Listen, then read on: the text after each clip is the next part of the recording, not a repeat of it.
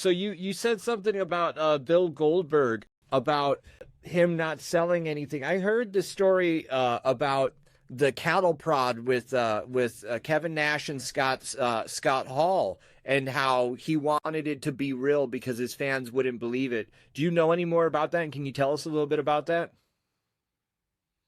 Well, first of all, Bill, I got along great with Bill. So, but Bill had all kinds of different people in the office giving him bad advice. They put me with Bill because he hasn't done any time with anybody. Terry Taylor asked me, Perry goes, I'm going to book you with Goldberg because we need him to do a little time. Can you get 10 or 12 with him for me? And I said, oh, yeah, sure, I can do that, So, and Bill was a little nervous about it because the first time, he doesn't fuck up what he's got going on. So, and it was in Colorado Springs, the paper. Right before we walked out, JJ Dillon walked up to Bill and he goes, remember, Bill, you're Bill Goldberg. Don't sell for anyone. And I'm like, what the we're headed to the ring. You're going to tell him this on the way to the ring? Which now makes him worried that he's overselling. So he had a lot of bad advice, and he was just learning, and he was pushed to the moon. Like, nobody starts off getting pushed like that. So I imagine when you do, it's hard to keep both feet on the ground, right? Because we all start off, putting people over and earning our spot. Bill had such a great look and was great at doing Goldberg that they just shoved him to the moon, So, with me, he would make me kick him. I broke his nose or bloodied his whole nose on the house show doing a spin kick because he wouldn't sell it otherwise. And I used to tell him, okay, Bill, but you don't have to hit me that hard. I'll sell, don't worry, But that's just how he had it set in his mind. So for that pay-per-view, he was uncomfortable, I think, doing the job.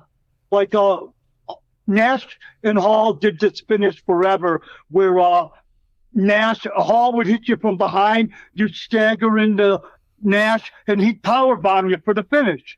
That's a good finish, nothing wrong with that. Bill didn't want to do that. He wanted something extra.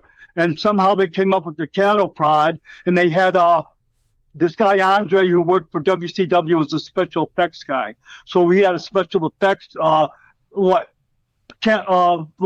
stun gun or whatever it was, and Bill wouldn't use it. He had to have a real cattle prod, And he insisted that Hall shock him.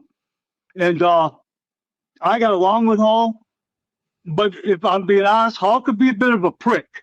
So there's people who didn't get along with him. And Scott Hall just being, Scott Hall, he just kept zapping him with that fucking thing when he was down selling, because that's what Bill asked for. So it just wasn't necessary because the real cattle prod didn't add anything to the visual the visual of what you've seen of the show, It didn't make a difference to me. It didn't look any different than a fake one, But the one they used was real. And I heard that not only was it real, but they got the one that did the most, like, amperage or voltage or whatever. Bill's crazy, He had to have the I'm not kidding. He would make me kick him in the face, and not want to sell it if I didn't. That's not necessary, but that's how he was, Bill's tough and, rugged. He's a rugged football player and all that shit. And he appreciated how over his gimmick was, and he didn't want to jeopardize that. And he was getting bad advice.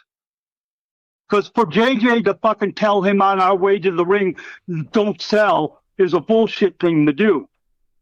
That's just a bullshit thing to do. Because Bill and I worked a few house shows before the pay-per-view just so he could get used to working with me, so that when we went out there to do the pay-per-view, we could do the time, And JJ threw a monkey wrench in it on our way out.